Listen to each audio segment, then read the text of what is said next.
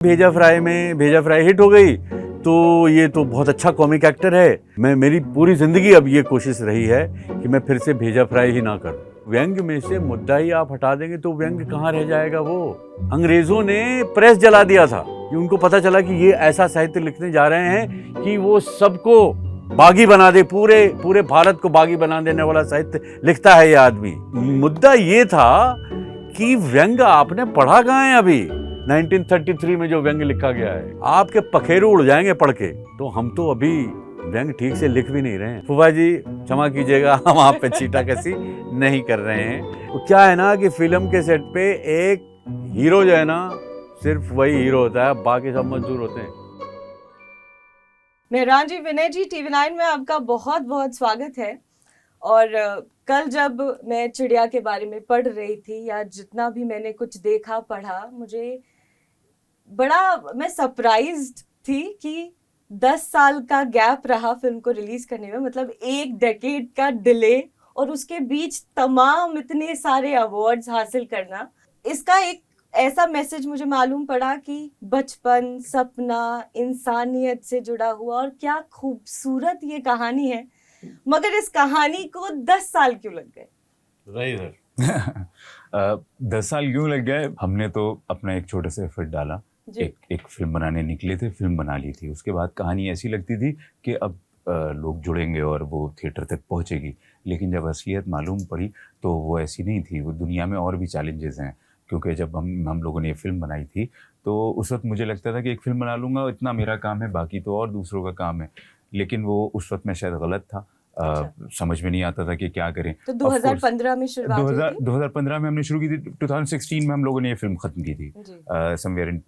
तो उसके बाद फिर हम लोग इसको थोड़ा फेस्टिवल में भेजा, वहाँ पे लोगों ने पसंद किया, कुछ तालियां मिली, तो अच्छा रहा सब कुछ। मुझे लग रहा था जाके रिलीज़ हो जाएगी, लेकिन यानी हिंदुस्तान वापस आके रिलीज़ हो जाएगी। लेकिन वो इतना आसान नहीं था। यहाँ पे if I can mention these things के एक छोटा सा mention everything. I can't, but you can. छोटा एक थोड़ा डिस्ट्रीब्यूशन में भी एक ऑफ कोर्स एक सर्टेन कमर्शियल में इसको लफ्ज़ से बेहतर एक सर्टेन फार्मूला है। एक रिलीज़ करने का एक तरीक़ा होता है कि इस तरह की फ़िल्म है तो ये शायद ज़्यादा ऑडियंस पसंद करेगी, इस तरह की फ़िल्म है तो ऐसा देखा जाएगा। तो उसके पीछे उनके अपने सेलिंग पॉइंट्स, उनके अपने कुछ एक ऐसी हाइलाइट्स होनी चाहिए कि इतने गाने हैं, इतने डांस हैं, इतना एक्शन है, इतना कॉमेडी है, इतना ये सब मिला के एक प्रोजेक्ट बन जाता है, फिल्म बन जाती है। वो उसको रिलीज़ शायद ज़्यादा प्रेफर किया जाता है वहाँ पर उस वक्त। अच्छा, मेरी फ़िल्म में ऐसी कोई चीज़ नहीं है। अगर आपकी एक्सपेक्टेशन है कि मेरी फिल्म में 50 डांसर पीछे नाच रहे होंगे तो ऐसा नहीं है। हम लोगों ने जो फिल्म बनाई उसमें फिर ये वाली परेशानियाँ आनी शुरू हो गई, और उसके बाद मेरे पास कोई निवारण भी नहीं था। बट आई वॉज हैप्पी कि मैंने एक फिल्म बनाई। मुझे सर का साथ मिला, मुझे अमृता सुभाष का साथ मिला, मुझे टीम का साथ मिला। मैंने 2 बहुत प्यारे बच्चों के साथ काम किया। बहुत अच्छे एक्टर है। आप प्लीज़ जब फिल्म को देखिएगा तो आपको रियलाइज़ होगा बहुत अच्छे बच्चे हैं वो दोनों, शानू और बुआ, जिनका आयुष पाठक और स्वर कामले। हम लोग अपनी फिल्म बना के हम फ्री हो गए थे। लेकिन फिर मुझे ऐसा लग रहा है, ये सब मेरी अपनी सोच है, कि थोड़ा ये लॉकडाउन हुआ, थोड़ा डिजिटल ज़्यादा दुनिया आई और लोग ज़्यादा अवेयर हुए कंटेंट को लेके। अब लोग जो है हिंदुस्तान में बैठ के, बल्कि एक छोटी सी जगह में, हिंदुस्तान के किसी गांव में बैठ, उस डेकेड में एक ट्रांसफॉर्मेशन थोड़ा कंटेंट को थोड़ी अहमियत मिलने लगी। और ये अहमियत से हम जैसे जो लड़के लड़कियां जो आए हैं बॉम्बे में अपनी कुछ ख्वाब लेके, उनके लिए थोड़ा ज़्यादा बेहतर हो गया। मैं एक चीज़ आपको इसमें बोलना चाहूँगी, ऐसा मेरा आकलन है, क्योंकि विनय जी को हम जितना जानते हैं या जितना हम समझ पाए हैं, एक कैलकुलेशन जो हमारी रही है वो हमेशा यही रही है कि शुरू से कंटेंट बहुत बड़ी चीज़ रही है। छोटी फिल्में हो भले ही, जो हम कमर्शियली भाषा में जो कहते हैं, लेकिन अच्छी फिल्में छोटी फिल्मों का साथ वो बखूबी निभाते हैं। भले एक बार बड़ी फिल्मों का ना निभाएं, लेकिन उन फिल्मों का वो साथ जरूर निभाते हैं। इनफैक्ट उस समय भी जब फिल्म उतनी, जिसको हम एक कमर्शियल सिनेमा कहते हैं, लेकिन विनय जी की खासियत है। अब आप बता सकते हैं मैं कितनी सही या गलत हूं। मुझे लगता है विनय सर का जो अंदर, मुझे ऐसे बाहर से देखने से ऐसा लगता है कि सर के जो अंदर का आर्टिस्ट है, उसकी ये जो थर्स्ट है, वो आर्ट की जो थर्स्ट है, वो शायद उस, क्योंकि मैं सर को पिछले 10-12 साल से जानता हूँ, लेकिन सर तो काम इस इंडस्ट्री में कई डेकेड से कर रहे हैं, तो वो तब भी जब मैं सर से नहीं मिला था, उनकी घोसला की घोसला and so many other film, भेजा फ्राई, चलो Delhi and 10 वेदानियाँ, so many films और इतने हसाना रुलाना वो मोमेंट सी 10 वेदानियाँ, क्या how beautiful film it is. So sir ने हर तरह के इस फिल्म में डायलॉग लिखे हैं इन्होंने? नहीं, डायलॉग में बहुत सपोर्ट किया सर ने बहुत सपोर्ट किया और बड़े इनोवेटिव तरीके से सपोर्ट किया सर ने। बहुत बार सर ने मराठी वो डायलेक्ट पकड़ा और उसमें अमृता सुभाष का सपोर्ट रहा। करेंगे जी सो उस तरह से तो सर का जो वो एक आर्टिस्ट है, वो शायद वो दिन रात हर वक्त जागता है, वो कभी सोता नहीं है। वो जिस दिन पहले दिन सर इंडस्ट्री में आए होंगे उस दिन से लेके आज तक वो वैसा ही है। सर के साथ जितना वक्त मैं गुजारता हूँ उतना ज़्यादा सीख पाता हूँ, उतना ज़्यादा मैं इन चीज़ों को समझ पाता हूँ। मेरी फिल्म में सर ने आने के बाद इस फिल्म को पॉसिबल किया है, वरना ये फिल्म शायद नहीं बनती। मुझे नहीं अंदाज़ा कि अगर विनय सर मेरी इस फिल्म पे ऐसा नज़रे करम निगाहे करम नहीं करते तो शायद फिर चिड़िया पेपर तक ही रह जाती और वो मेरे किसी तकिए के नीचे रखी हुई होती। जी विनय जी, मैं सबसे पहले आपको बता दूं कि आप एक ऐसे एक्टर हैं हमारी इंडस्ट्री में जिन्होंने एक अलग एक्सपोजर के साथ हमें दूसरा एक दृष्टिकोण दिया है। आज से नहीं, मैं मार्गरीटा, हिपे फुर्रे उस समय की बात कर रही हूँ। जो समझ सकते हैं वो आपको अलग, उनका नजरिया आपको देखने का बिल्कुल अलग है और शायद कहीं ना कहीं मैं आपको उस नजरिए से देखती हूँ। लेकिन फिल्म चिड़िया की बात करते हैं तो 2015 में जैसा कहा कि फिल्म की शुरुआत हुई और 2025 में फिल्म का रिलीज होना, इन 10 सालों में आप में क्या ट्रांसफॉर्मेशन आया है? पहले तो बहुत बहुत धन्यवाद इतनी इनायत करने के लिए, इतने अच्छे अच्छे शब्द मेरे लिए बोलने के लिए। मैं बहुत शुक्रगुजार हूँ आपका। इस बात का भी बहुत हर्ष हो रहा है कि आपने वो जो मेरे शुरुआती दिनों की चीज़ें थी, जो काम मैंने किया है, वो याद है आपको उसको देखा आपने, सराहा, इसके लिए बहुत बहुत धन्यवाद। चिड़िया जो है 10 साल पहले मैंने पढ़ी थी, बहुत अच्छी लगी मुझे स्क्रिप्ट, फिर हम सब ने मिल के फिल्म बनाई। उसमें जो 2 मुख्य कलाकार हैं स्वर और आयुष, बहुत अच्छे एक्टर्स हैं, बहुत ही अच्छे एक्टर्स हैं। उस समय इतने अच्छे एक्टर्स थे, लेकिन देखिए उनका भी दुर्भाग्य कि 10 साल फिल्म अटकी। उन्होंने इसके बाद नहीं की कोई फिल्म, शायद एक दो छोटी फिल्म जी, सुर कामले ने की कुछ फिल्म, लेकिन आज 10 साल के बाद वो तो बच्चे नहीं रहे, बिल्कुल है ना। और मैं चाहता हूँ कि इस फिल्म को सेलिब्रेट करने के संदर्भ में हम उनको भी सेलिब्रेट करें, वो जो यंग एक्टर्स जिनको मैं कहता हूँ, क्योंकि उनका जो हौसला है ना वो टूटना नहीं चाहिए। मेरा ये मानना है। हम सब कभी यंग थे, हम तो अभी भी थोड़े बहुत हैं उनकी उम्र बड़ी है, आपकी घटी है। हाँ, तो चिड़िया के साथ एक त्रासदी ये जुड़ी हुई है कि वो अटक गई 10 सालों के लिए।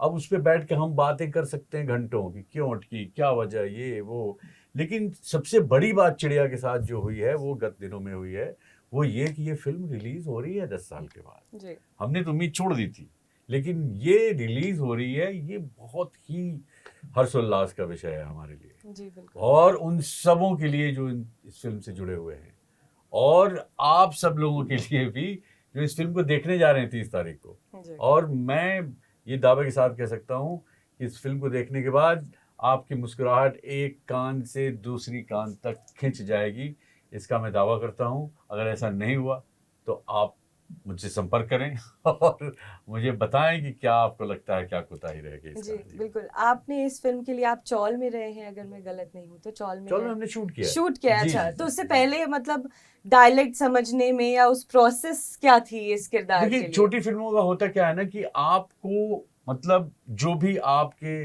पास उपलब्ध है आपको उसी में से मतलब चीजें लेनी पड़ती हैं। मेरा ये मानना है, क्योंकि मैं छोटी लागत की फिल्में, मैं उसमें एक नई तरह की स्वतंत्रता पाता हूँ। ये मेरा लोभ है, शायद कह लीजिए, आप कह सकते हैं कि ये मेरा भ्रम भी हो सकता है ये भ्रम है। लेकिन इसीलिए मैं हमेशा first time film makers, first time writer, first time directors के साथ जुड़ना चाहता हूँ, क्योंकि मुझे कहीं लगता है कि वो भी वही सपना देख रहे हैं। Space of freedom. जी। तो उसमें होता क्या है कि आप आपको जो चीज़ उपलब्ध है उसी में से आपको, तो जो चौल इन्होंने सेलेक्ट किया था बहुत ही मतलब रिसर्च के बाद, शोध के बाद इनके प्रोडक्शन डिज़ाइनर ने, और उसको जिस तरह से मतलब डेकोरेट किया था, है वो एक्चुअल चौल ही, लेकिन उसमें हमारा महकमा जाके बसा था उस फिल्म को शूट करने के लिए। मुझे लगता है ये बहुत बड़ी बात है।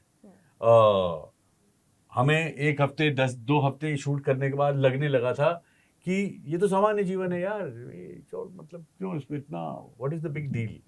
ये इस बात को दर्शाता है कि दूर से चीज़ें हमेशा कई परिप्रेक्ष्य में आती हैं, आप उसमें रम जाए ना तो जो कीचड़ में कमल की बात होती है ना, वो कीचड़ कीचड़ नहीं रहता, वो आपका घर बन जाता है, और घर बनाने की ज़रूरत है। और ये इसको मैं एक मेटाफोर की तरह इसलिए कह रहा हूँ कि आपको जो चीज़, शायद जो चीज़ कठिन भी लगे, आप रम जाएं तो वो आसान हो जाती है।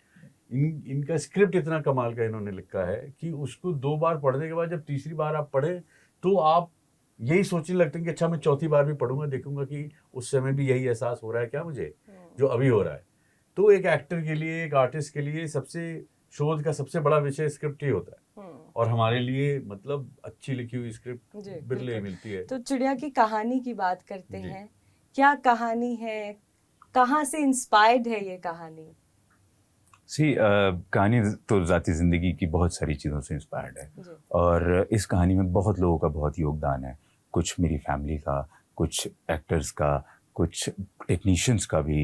इनफैक्ट ये सब लोग मेरे दोस्त बन गए जब हम लोग सेट पे थे, और क्योंकि हमने काफ़ी लंबा वक्त गुजारा साथ में, 30-40 पे हमने दिन इसको शूट किया, तो हम लोग हमारे पास और ज़्यादा उस वक्त जो चीज़ें थी, तो उसमें एक सबसे अहम बात ये थी कि हम अपने सीन्स पे बातें करते थे, हम अपने डायलॉग्स पे बातें करते थे। सर ने बहुत सारे ऐसे सीन्स को जो है उसमें कुछ डायलॉग में इम्प्रोवाइज़ करके, और वो भी हम लोग शुरू में डिस्कस कर लेते थे, और वो करके फिर वो सीन और ज़्यादा खूबसूरत बना दिए। तो ये जो चिड़िया का सब कुछ है, ये एक कलेक्टिव एफर्ट है 100-200 लोगों का जो इस फिल्म के साथ जुड़े हुए थे। इसमें कुछ चीज़ें मैंने भी लिखी हैं एज अ राइटर, और बल्कि इनफैक्ट मैं ये भी मेंशन करूँगा, मेरे साथ मेरे को राइटर जो को screen play writer Amitabh Verma, बहुत अच्छे राइटर हैं, वो भी उनका योगदान है। मेरे को डायलॉग राइटर गणेश पंडित, उनका बहुत अच्छा योगदान, उन्होंने बहुत इसमें मेहनत की। सब लोगों ने बड़े दिल से काम किया, और क्योंकि काम सब लोग ऐसे बिल्कुल अपना एक अपना बेबी समझ के काम कर रहे हैं, उसका उतना ख्याल कर रहे हैं, तो वो ऑटोमेटिकली उसमें पॉजिटिविटी आने लगी, चीज़ें पॉजिटिव हो गई, चारों तरफ का माहौल बहुत अच्छा हो गया। लेकिन चिड़िया में मैंने थोड़ा सा अपना बचपन भी डाला है, मैंने थोड़ा सा अपना लड़कपन भी डाला है, और वो सारा वक्त डाला है जिसमें मैंने कुछ चीज़ें ऑब्जर्व की है। मैंने देखा है दुनिया में कि ऐसे बच्चों को भी देखा है और मिला है जिनके ऊपर उनके बचपने में ही उनके ऊपर जवानी की जिम्मेदारियाँ आ जाती हैं, और लेकिन वो बच्चे अपना बचपन फिर भी नहीं छोड़ते। मैंने ऐसे बहुत बच्चे देखे हैं जो कुछ काम कर रहे हैं, लेकिन उनका बचपन उनके साथ है, और वो उस काम में भी अपना एक कुछ फन, एक खुशी तलाश कर लेते हैं। और ये मेरे शानू बुआ जो हैं, ये वही बच्चे हैं जो जिम्मेदारियां और परेशानियों के बाद भी अपने ब्रैकेट्स में अपने लिए कुछ ना कुछ खुशियां तलाश रहे हैं। जी बिल्कुल। विनय जी, आपने कुछ कल्ट फिल्में दी हैं जो हर जनरेशन के लिए रेलेवेंट है, जैसे भेजा फ्राई, खोसला का घोंसला, और भी तमाम वंडरफुल फिल्म है। वो जब फिल्में आप करते हैं उसकी एज एन एक्टर प्रोसेस क्या होती है? मैं ये सवाल इसलिए पूछ रही हूँ क्योंकि जब भी कोई मंजा हुआ थिएटर का कलाकार आता है, जब भी मैं उनका इंटरव्यू लेती हूँ, तो मैं एक चीज जरूर पूछती हूँ कि इस बात का रियलाइजेशन कब हुआ कि जो एक्टिंग है ये भी एक पढ़ाई है, एक प्रोसेस से गुजरने की चीज है, तभी आप हर जनरेशन के लिए रेलेवेंट होते हैं और हर किरदार को एक अलग, मैं ये कहूँ कि बखूबी से आप पेश करते हैं। देखिए वो प्रोसेस ही है, हम पहले से नहीं जान लेते हैं कि ये तो बहुत ही कमाल करने वाला हूँ मैं, या ये फिल्म बहुत कमाल हो जाएगी। ये सोच के कोई भी कलाकार काम नहीं करता। तो पहली बार स्क्रिप्ट आती है तो पहली बार की तरह ही पढ़ते हैं। आपके लिए कहानी वो नहीं है, उसको करने के लिए जो अप्रोच है वो भी नया है। वो नहीं कहते कि वो ऐसा जिसमें मैंने वो वैसा किया था उसी में ऐसा करूँगा क्योंकि वो पब्लिक को बहुत पसंद है, तो वो तो है ही नहीं ना हमारे साथ। हमारे साथ वो चीज़ें नहीं जुड़ी हैं कि जो हमें एक छवि में बांधती है। हालांकि कोशिश इसकी हुई है पहले भी, थोड़ा बताएं। वो कोशिश यही है कि भाई भेजा फ्राई हिट हो गई तो ये तो बहुत अच्छा कॉमिक एक्टर है, तो 10 विदानियां जब, हाँ, तो कॉमिक रोल्स के लिए ही हमें सोचा जाएगा। जाने जाएंगे तो वो पब्लिक की बात होगी। सोचा जाना कि एक जो लेखक है, फिल्म लिखता है, जो डायरेक्टर है, वो क्या मुझे सिर्फ हास्य पात्रों के लिए ही सोचता है? क्या उसको लगता है कि मैं सिर्फ उसी के काबिल हूँ? समझिए मैं क्या कह रहा हूँ? हाँ। लेकिन मैं बहुत लकी रहा हूँ उस लिहाज से कि मैंने 10 विदाएं तो खैर हमारे दोस्त अरशद सैयद साहब ने लिखी थी और हमने प्रोड्यूस भी की थी। उसमें भेजा फ्राई वाली बात नहीं थी, उसका हास्य अलग था, वो ट्रेजिक कॉमिक फिल्म थी। चिड़िया जो है ये बहुत ही अलग फिल्म है, लेकिन उन्होंने सोचा ना कहीं जाके कि एक जो किरदार है उसमें मेरी मुख्य भूमिका नहीं है। मुख्य भूमिका इन 2 बच्चों की है, लेकिन एक है सपोर्टिंग एक्टर का, एक सपोर्टिंग कैरेक्टर एक है जिसमें एक एक्टर की जरूरत थी जो हास्य किरदार नहीं है, और अलग दूसरे हास्य किरदार हैं फिल्म में, लेकिन उसके लिए आपका किरदार हाँ मेरा हाँ किरदार नहीं है, लेकिन इन्होंने सोचा। तो मुझे लगता है कि शायद उसको फ्री फ्लोइंग रखना, इमेज से थोड़ा खुद को महफूज रखना, मैं बस इतना ही कह रहा हूँ। ये मतलब ये मेरा मानना है। ये कुछ से कि ये मेरी आदत है या मेरी बुरी लत है कि मैं एक इमेज से बनना नहीं चाहता। एक रोल जो हमने कर दिया है, मेरी पूरी जिंदगी अब ये कोशिश रही है कि मैं फिर से भेजा फ्राई ही ना करूं, है ना, क्योंकि वो एक बार कर चुके हैं ना भाई हम। तो फिर बार बार वही करने से, क्योंकि मतलब फिर हम, ऐसा नहीं कि मैं बहुत टैलेंटेड हूँ, लेकिन खुद को बांध लूंगा तो और भी सीमित हो जाऊंगा ना मैं। तो एक्साइटमेंट की भी बात है, मेरा लोभ भी है, मैं लालची होते हैं एक्टर थोड़ा सा, कि चाहते हैं कि नहीं हर तरह की मिठाई खाएं भाई, और कभी थोड़ा सा नमकीन भी खा लें, कभी उपवास भी रखें जैसा आज आपने रखा है। जी जी विनय जी, एक चीज मैं आपसे जरूर जानना चाहूंगी, क्योंकि मुझे लगता है कि आप शायद सही इंसान है सवाल पूछने के लिए, कि जब आपका उस समय जब आप सटायर करते थे कॉमेडी शो के समय, और जिस तरीके की उसकी एक लिखावट होती थी, तो बहुत कुछ बोल जाना और उस तरीके की कोई कंट्रोवर्सी भी नहीं होना, लेकिन आज के समय का जो हम एक ह्यूमर और एक जिस तरीके की चीजें बीच में भी सामने आई हैं, तो आपको क्या लगता है कि जब भी आप सटायर करें या कोई भी कॉमेडी उस तरीके से करें, तो उसकी जो लिखावट है वो कितनी जरूरी हो जाती है, वो शब्दों का चयन या उसकी एक अप्रोच? देखिए, आप जो भी करना चाहते हैं, कहना चाहते हैं, जो भी क्रिएट करना चाहते हैं, वो आपका काम है, दूसरे का काम नहीं है ना। आपके लिहाज से आपका जो भी साहित्य हो, हास्य का हो, व्यंग्य का हो, या प्योर ड्रामा हो, या प्योर ट्रेजेडी हो, या आप निबंध लिख रहे हैं, या आप म्यूजिक कंपोज कर रहे हैं, ये आपका इंटेलिजेंस है। उसमें आपको स्वतंत्रता होनी चाहिए। वो स्वतंत्रता होनी चाहिए कि हम वो कृति करें जो स्वतंत्र होकर हम करें, उसमें किसी का लाग लपेट मतलब ऐसा नहीं होना चाहिए, ये मेरा मानना है। सेंसरशिप बहुत जरूरी भी है कहीं, क्योंकि हमारे भी बच्चे हैं, समाज में रहते हैं, तो शायद बिल्कुल बिल्कुल बिल्कुल बिल्कुल वो बात। लेकिन when it comes to creating satire, जैसा कि आपने कहा, जो व्यंग्य है, तो व्यंग्य में से मुद्दा ही आप हटा देंगे तो व्यंग्य कहाँ रह जाएगा वो। बिल्कुल सही, यही तो सुनना था मुझे आपसे। हाँ, यही सार है जी। तो फिर व्यंग्य कहाँ रह गया वो? फिर तो बस बात ही एक हो गई। अब उस बात को कोई समझे ना समझे, घूरे पे फेंक दे, खिड़की से बाहर उड़ा दे, है ना, गड्ढा खोद के उसके अंदर बो दे, वो व्यंग्य कहाँ रहा?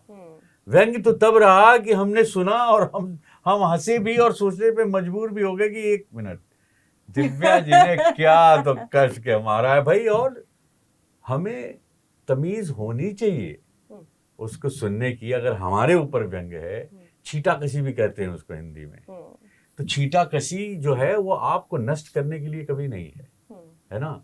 वो व्यंग्य है ही इसलिए, सैटायर है ही इसलिए। हम साहित्य में पढ़ते हैं, बड़े बड़े सैटायरिस्ट रहे हैं, और सिर्फ साहित्य में नहीं, आर के लक्ष्मण साहब तो ज्यादा लिखते भी नहीं थे, है ना, जस्ट डू इट।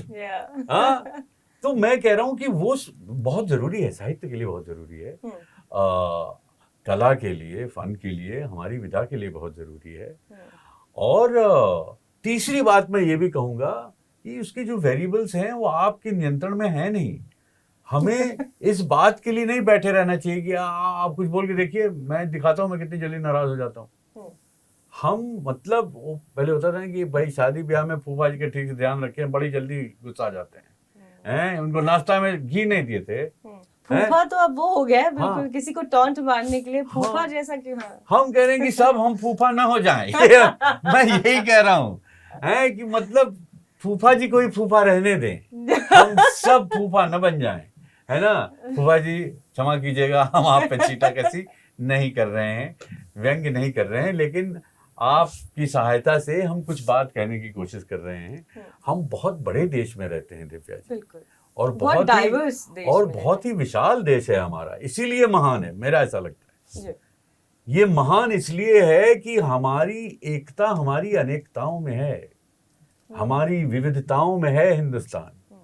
हमारा भारत जो है तरह तरह की कृतियों में, विधाओं में है बसता भारत हमारा। बिल्कुल सही। ठीक है ना। हमारी मिट्टी सिर्फ एक नहीं है, हमारी मिट्टी की सुगंध भी सिर्फ एक नहीं है। बिल्कुल। तो मेरा ये मानना है कि हमारा साहित्य, आप हमारे साहित्य का इतिहास उठाकर देखें, हमारा साहित्य सिर्फ एक जैसा नहीं है। क्या क्या रहा है हमारे साहित्य में। मेरा बहुत मजबूती से ये मानना है कि हमारा साहित्य विविधताओं का साहित्य रहा है, और मुझे लगता है कि दुनिया में मतलब सशक्त साहित्य की श्रेणी में हमारा साहित्य आएगा। आप गोरकी की बात करें, आप शेक्सपियर की बात करें, आप अंग्रेजी साहित्य की बात करें, आप रशियन लिटरेचर की बात करें, आप अलेक्जेंडर पुश्किन की बात करें, दोस्तोयेवस्की की बात करें, सही है। लेकिन हमारे साहित्य में इतने बड़े बड़े नाम हैं।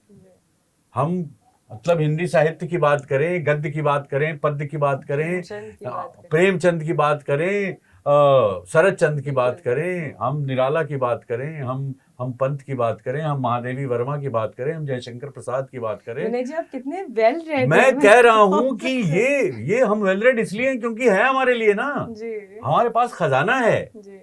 और अभी भी है। ये ऐसा नहीं है कि हमने ढूंढ के निकाल लिया अभी पढ़ने के लिए। हमारे पास इतिहास हमारा बहुत स्वर्णिम है दिव्या जी, और हमारे साहित्य का इतिहास तो और भी स्वर्णिम है। वो क्यों है पता है? क्योंकि वो संघर्षों से निकला हुआ साहित्य है। आप कहानी पढ़िए कि सोजे वतन की प्रतियां क्यों जला दी गई थी। प्रेमचंद जब उनका निधन हुआ तो बेचारे गरीब थे, अंग्रेजों ने प्रेस जला दिया था। सोजे वतन, उनको पता चला कि ये ऐसा साहित्य लिखने जा रहे हैं कि वो सबको बागी बना दे, पूरे भारत को बागी बना देने वाला साहित्य लिखता है ये आदमी। जला दो, प्रेस जला दिया उन्होंने। किसी तरह खोज खाज के उसकी 4-5 कहानियां छपी हैं। आप सोजे वतन उठा के पढ़िए, और सोजे वतन पढ़ेंगी ना आप तो लगेगा ये तो सारी कहानियां तो लव स्टोरी लिखा है इन्होंने। और उस प्रेम कहानी में कैसे उन्होंने देश प्रेम को एक वस्तु बना दिया है। ठीक है, मैं ये एक उदाहरण है, एक उदाहरण है। निराला, जयशंकर प्रसाद, मतलब ये आजादी के पहले निधन हो चुका है प्रेमचंद का, और उन्होंने नारी उत्पीड़न पे जो बातें कही हैं, उन्होंने जातिवाद पे जो बातें कही हैं, उन्होंने क्या क्या कैरेक्टर्स क्रिएट किए हैं उन्होंने, है ना। जब निराला को विद्रोही कवि क्यों कहते हैं आप? क्योंकि उस जमाने में भी लिखा उन्होंने, अपने मजदूरों के बारे में लिखा, वो तोड़ती पत्थर लिखा उन्होंने, भिखारी के बारे में लिखा उन्होंने। सुकुमार कवि क्यों है पंत? मैं ये कह रहा हूं कि मैं I can speak for hours, क्योंकि मतलब मुझे सौभाग्य मिला है कि मैं इनको पढ़ सकूं। और ये सिर्फ हिंदी साहित्य की बात कर रहा हूं मैं। अभी हम तो वहां पहुंचे ही नहीं हैं, प्रांतीय भाषा में तो पहुंचे ही नहीं हैं हम, जिसमें मराठी साहित्य है, जिसमें मलयालम साहित्य है, जिसमें कन्नड़ा साहित्य है, जिसमें तमिल साहित्य है, जिसमें मतलब हम एक शब्द में कहें तो बाप रे बाप, विविधताएं जो हैं हमारी साहित्य की, होश उड़ जाएंगे किसी के भी सारा साहित्य पढ़ने में। और बहुत कम ऐसे विद्वान मिलेंगे जो हमारे यहाँ के सारे साहित्य से वाकिफ हो। इतना बड़ा और विशाल है हमारा साहित्य संग्रह। जी बिल्कुल।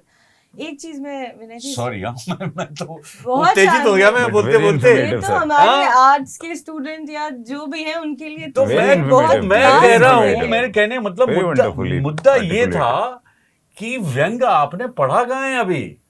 आप जाइए 1930 में जो व्यंग्य लिखा गया है, 1933 में जो व्यंग्य लिखा गया है, आपके पखेरु उड़ जाएंगे पढ़ के, अरे कैसे लिख दिया इन्होंने। तो हम तो अभी व्यंग्य ठीक से लिख भी नहीं रहे हैं, मैं आपको बता दूं। जिस सैटायर की बात हम कर रहे हैं ना, वो धीरे धीरे मुझे लगता है हम भूलते जा रहे हैं। वो उसके लिए आप जैसे हाँ। लोगों को नहीं, मैं कह रहा हूँ बस फोफाज ना बने आप लोग। That's all I'm saying। तो फिर आएगा आपके हाँ, फोपड़ बनने की जरूरत ना है भाई। पर विनय जी, एक चीज मैं इसमें आपसे पूछना चाहूंगी, क्योंकि आपने बाहर से थिएटर किया है, आप यूएस से थिएटर करके आए हैं, तो वहाँ पे जो भी आपके टीचर्स रहे हैं, उनका क्या सोच थी भारत के साहित्य को लेकर, या वो क्या उसकी पढ़ाई करते थे, या उसके लिए क्या, मतलब जैसे आपने वो भी पढ़ा है, आपने ये भी पढ़ा है, तो क्या उनको अवेयरनेस थी कि भारत का साहित्य कैसा है? आपके कोई टीचर्स ने कभी आपसे भारत के साहित्य का डिस्कशन किया हो? मैं आपको एक बहुत छोटी सी घटना सुनाता हूँ। मैंने जब वहाँ बिजनेस स्कूल छोड़ के जब मैंने थिएटर स्कूल ज्वाइन किया, तो हमारे थिएटर डिपार्टमेंट के जो चेयरमैन थे, डॉक्टर फाली रिचमंड, वो मतलब थिएटर के मर्मज्ञ माने जाते हैं जी। ठीक है, उनके बारे में मैंने ज़्यादा रिसर्च किया नहीं था, मैं तो थिएटर भी ज़्यादा जानता नहीं था ना, मुझे थिएटर की पढ़ाई करनी थी, तो मैंने तो आप बिजनेस स्कूल के बीच में से चले गए थे, आपने कंप्लीट की? 6 महीने बाकी थे कंप्लीट होने। तो ये एक्स्ट्रा कोई आपका कोर्स था उसके साथ मिला हुआ थिएटर? नहीं, छोड़ ही दिया पूरा। बोले कि यहाँ न जाएंगे, तो सर घर का क्या हुआ? घर में थोड़ी बताए थे। नहीं बताए थे, तो खैर वो दूसरी कहानी है। तो ये जो डॉक्टर फाली रिचमंड थे, इनसे हमें मिलना था, सीईओ थे वो, जब तक परमिशन नहीं देंगे उनके डिपार्टमेंट में हमारा एडमिशन नहीं होगा। इसके बाद ऑडिशन होते थे थिएटर में एडमिशन करने के लिए। जब उनके बारे में रिसर्च किया ना मैंने दिव्या जी, तो पता चला कि इंडियन थिएटर और एशियन थिएटर पे जितनी किताबें पढ़ाई जाती हैं कोर्स में अमेरिका में, उसके ज्यादातर जो पब्लिकेशन है उसके लेखक ऑथर डॉक्टर फाली रिचमंड है। वंडरफुल। मैंने कहा एक मिनट, इंडियन थिएटर के बारे में इतनी मोटी किताब जो हमारे कोर्स में चलती है, उसके ऑथर है ये डॉक्टर फाली रिचमंड, जो हमारे, और वो हमारे प्रोफेसर भी निकले। Indian theatre and Asian theatre was one of the subjects. Paper जो हमारा जो कोर्स था, उसमें यूरोपियन थिएटर हिस्ट्री भी था, उसमें अमेरिकन थिएटर हिस्ट्री भी था, उसमें एशियन थिएटर हिस्ट्री भी था, और इंडियन थिएटर एक सब्जेक्ट इसलिए था क्योंकि ये खुद वहां के अच्छा, वरना वो एशियन में ही जो किताब जब मैंने वो पढ़ी, तो मैंने जीवन में पहली बार, मैं तो थिएटर पढ़ा नहीं था, मैंने पहली बार बादल सरकार के बारे में पढ़ा कि ये कौन है, ये वेस्ट बंगाल के इतने बड़े थिएटर कर्मी। उत्पल दत्त जी के बारे में पढ़ा, जिनको मैं सिर्फ एक एक्टर के बारे में जानता था, वो तो गोलमाल में जो एक्टर है ना उत्पल दत्त, हाँ बेटा वो जो करते हैं। फिर मैंने पढ़ा कि उन्होंने क्या किया है थिएटर के बारे में, मतलब जितने लोग, विजया मेहता, अलक पदम से, गिरीश कर्नाड, और वो क्यों इतने महान हैं। अभी नहीं रहे, वो चले गए, लेकिन गिरीश कर्नाड ने जो नाटक लिखे हैं, जिसको हमारे यहाँ कोर्स में ऐसे पढ़ाया जा रहा है जैसे शेक्सपियर पढ़ाया जा रहा है, वाओ, उनके बारे में हमने जाना। अच्छा गिरीश कर्नाड, अच्छा ये इतने बड़े नाटक, समझ रही मैं क्या कह रहा हूँ? तो आपने कहा ना कि उन लोगों ने पूछा नहीं मुझसे, नहीं, उनको पता था ऑलरेडी, उन्होंने पढ़ाया, उनको लग रहा था कि भाई मैं इतने रिच हेरिटेज से आ रहा हूँ, मुझे तो पता ही होगा, और मैं वहां अनपढ़ गंवार टाइप। मैंने कहा यार मुझे तो पता ही नहीं था, मुझे तो पता ही नहीं था कि हमारे यहाँ इतना कुछ हो रहा है जी। हाँ, यक्षगणा और वो जो थिएटर हमारे यहाँ करते हैं, हमारे यहाँ कई प्रकार के थिएटर हैं, हमारे यहाँ थिएटर का इतिहास भी बहुत रिच रहा है। तो हमने कहा कि भाई ये तो मतलब सचमुच अनपढ़ गंवार ही निकले ना हम वहाँ पे।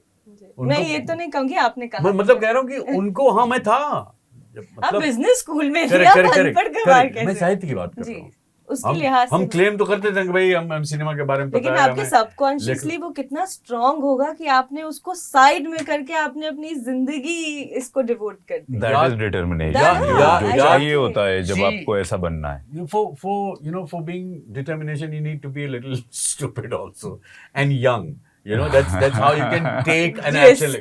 हाँ, ऐसा ब्रैश डिसीजन एक मतलब स्टूपिड आदमी ले सकता है जो बहुत ही यंग हो, इंसान जो बहुत ही यंग हो गया। अरे पापा तो वहां पे है ना, वो थोड़ी आएंगे अभी डंडा मारने, ले लेते हैं वो पैसे वैसे का सब। वहां पे स्कॉलरशिप मिलती थी हमें, 2 स्कॉलरशिप मिलती। तो आप कितने इंटेलिजेंट थे, आपको मतलब अब क्या करें, मतलब हमारे पास चारा नहीं था ना। हम अमीर घर के नहीं थे, तो जो चीज मुहैया थी हम उसी का इस्तेमाल करते थे। मेरे कहने का मतलब ये, हम फिर से वापस अपने साहित्य के बारे में आते हैं कि इतने अमीर हैं हम when it comes to our literature and its history, that I can't begin to talk about it. This will take like hours and hours. इसके लिए अलग से मैं आपको हाँ, तो नहीं, मैं कह रहा हूँ कि मैं तो मर्मज्ञ भी नहीं हूँ, मैं तो उसका विशेषज्ञ भी नहीं हूँ। I am not the specialist, लग नहीं रहा है। There are other people, I am just saying I am still a student, Divya ji. तो अब सोचिए कि उन्होंने एक ऐसा स्टूडेंट तैयार किया जो पैशनेट है अपने थिएटर के बारे में, जो पैशनेट है अपने साहित्य के बारे में। साहित्य के बारे में पैशनेट मैं पहले से था। मैं हिंदी साहित्य का और अंग्रेजी साहित्य का विद्यार्थी था इलाहाबाद विश्वविद्यालय में जी।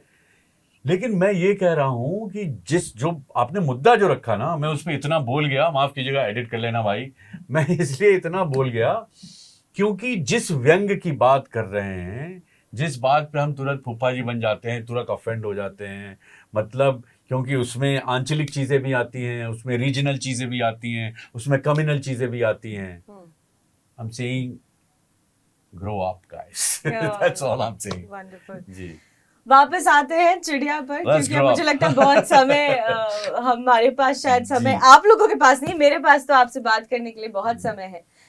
लेकिन जिस तरीके से हमने साहित्य की बात करी, तमाम चीजों की बात करी, लेकिन जो सिनेमा है हमारे देश में, क्योंकि अब हमारी हाईएस्ट पॉपुलेशन है और एंटरटेनमेंट इंडस्ट्री हर इंसान से जुड़ी हुई है, तो हमारा ये फर्ज और कर्तव्य बन जाता है कि हम अच्छा कंटेंट उन्हें दें ताकि एल्गोरिदम उनकी वैसे ही बने, वरना वो खराब कंटेंट कंज्यूम करते क्या जाएंगे। बात है, क्या तो मुझे बात लगता है मेहरान जी, आपकी ये जो एक अप्रोच है चाहे चिड़िया जैसी फिल्म को लेकर, ये उसके लिए एक बड़ा कंट्रीब्यूशन है। तो मैं चाहूंगी दर्शकों को कि चिड़िया फिल्म जरूर उसके देखें। लिए हम ताली बजाएं मेहरान साहब के लिए कि उन्होंने इतनी जी। अच्छी मौलिक और खूबसूरत मुख्तसर सी कहानी लिखी है, फिल्म बनाई है और हम सबको ये अवसर दिया है ऐसी मतलब सुंदर चीज से जुड़ने लेकिन का। जाते जाते आप एक डायलॉग से क्लोजिंग करोगे, वरना फिर नहीं आएगा। वरना ये हमें जाने नहीं देंगी। ये धमकी है या न्योता? रिक्वेस्ट हो गया ना डायलॉग? हो गया। नहीं, लेकिन ये धमकी है या न्योता? एक जाने नहीं दूंगी। किसी भी, आप बस अब फिल्म का डायलॉग बुलवाइएगा। आपकी मर्जी, आप फिल्म का बोलें, आप किसी और दिव्या का जी, बोलें। एक तो ऐसे ही हम गरीब कलाकार हैं, हमें ये सब चीज के पैसे मिलते हैं भाई। सर हमारे लिए फ्री में कर दीजिए, कोई अच्छा, बात नहीं। ठीक है, सिर्फ चिड़िया के लिए कर रहे हैं। ठीक है, सिर्फ चिड़िया के लिए कर दीजिए। वो क्या है ना कि फिल्म के सेट पे एक हीरो जो है ना, सिर्फ वही हीरो होता है, बाकी सब मजदूर होते हैं। ये चिड़िया का डायलॉग ठीक है जो इन्होंने लिखा है, जी, मैंने किसी तरह बोल दिया इसको। कोई बात नहीं। Thank you so much for talking to TV9 and all the very best for the film. Thank you. Hope to see you both soon. And for Inshallah. like an art. And I hope कि आप लोग film देखें। Film और देखें, आप बताएं सब लोग थोड़ा। प्लीज फिल्म देखें और हमें बताएं कैसी लगी आपको, जी। है ना? ताकि ठीक देखिए वो तो कैमरे के पीछे से हाथ जोड़ रहे हैं, क्या कि फिल्म हाथ जोड़े फिल्म नहीं देखेंगे? देखेंगे ना? हाँ। Thank you so much, Thank you man. so much. Thank you so much.